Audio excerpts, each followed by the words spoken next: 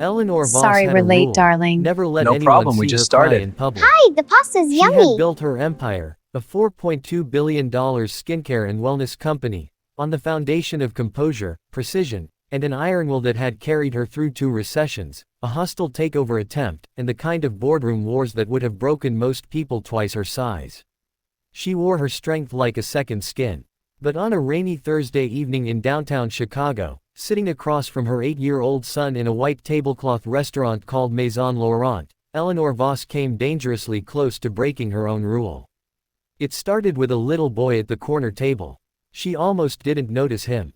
She was busy cutting Marcus's steak into pieces. Her son had refused to let the waiter do it, insisting only his mom could do it right, when something in her peripheral vision made her pause.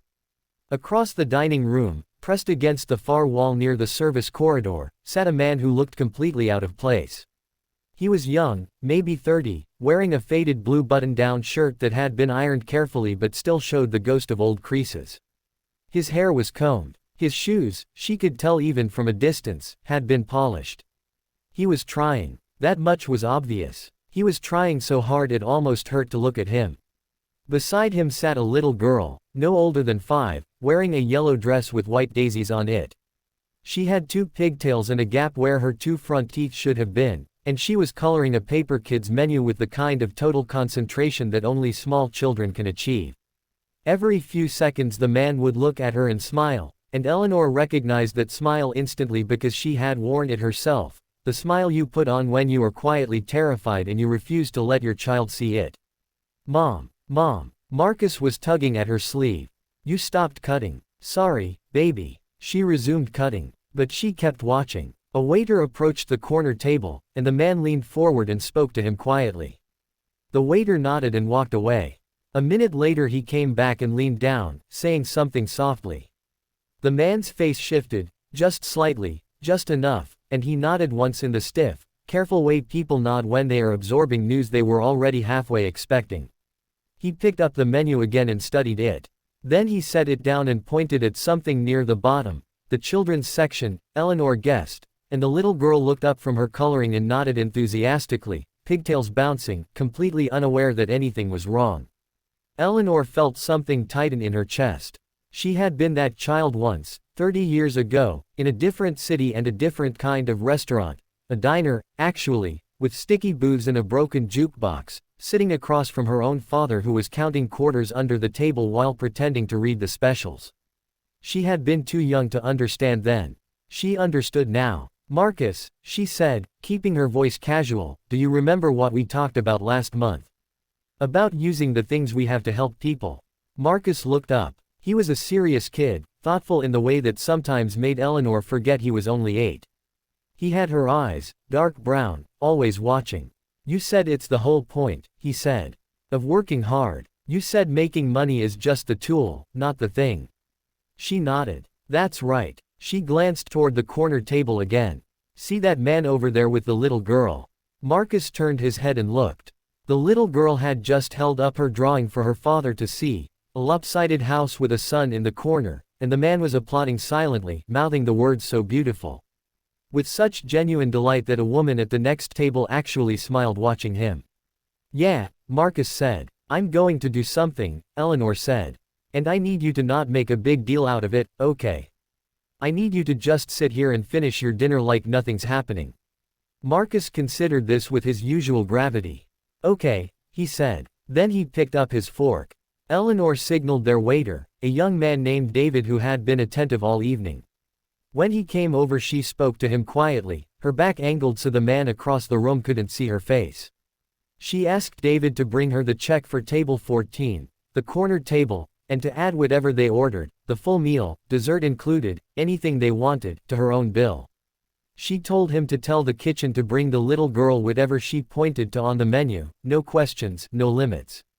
And she asked David to please make sure the man at table 14 didn't find out until the end of the evening, and even then, to tell him only that it had been taken care of by a friend. David looked at her for a moment. Then he said, quietly, yes, ma'am, and there was something in his voice that made Eleanor think he had been wanting someone to do something like this for a while. She turned back to her son. They talked about his science project and whether their dog, A ridiculous golden retriever named Biscuit was smarter than he pretended to be. They shared a chocolate souffle. Marcus got some on his chin and didn't notice for 4 minutes, which Eleanor found deeply amusing. It was, she thought, a very good dinner. She was signing her own check, which was, with table 14's meal added, a number that would have been significant to most people and was to her simply correct, when she heard it. A sound from the corner of the restaurant. She looked up. The waiter David was crouched down beside the man in the faded blue shirt, speaking to him softly. The man was very still. He was staring at the table. The little girl, finished with her dinner, chicken fingers, from the look of it, and a chocolate milkshake that had left a faint mustache on her upper lip, had fallen half asleep against her father's arm, her paper menu clutched to her chest like a blanket. The man looked up slowly and scanned the restaurant. Eleanor looked down immediately, studying her receipt with great focus. But Marcus, her 8-year-old son who was supposed to be acting like nothing was happening, turned and looked directly at the man with an expression of complete open-hearted recognition, the way children look at things before the world teaches them not to. The man's eyes found Marcus. Then they traveled to Eleanor. She had no choice then. She looked up. For just a moment, 3 seconds, maybe 4, they simply looked at each other across the dining room. The man pressed his lips together. His jaw moved once. He put his right hand flat on his chest, briefly, the way people do when words don't come, and he nodded. Eleanor nodded back. Then she helped Marcus into his coat, and they walked out into the Chicago night, where the rain had stopped and the sidewalks were shining and a cold clean wind was moving through the city like a second chance. On the way to the car, Marcus slipped his hand into hers. "Mom," he said. "Yeah, I think Biscuit is smarter than he pretends to be." She laughed, a real laugh, the kind that rises up without permission. "You know what," she said, squeezing his hand, "I think you might be right." Above them the city glittered, indifferent and enormous and full, as it always is, of people trying their very best. And Eleanor Voss, who had a rule about not crying in public, walked to her car with her eyes bright and her chest full of something that had no name but that she recognized, the way you recognize a song you loved as a child, as the best thing she had made in a very long time.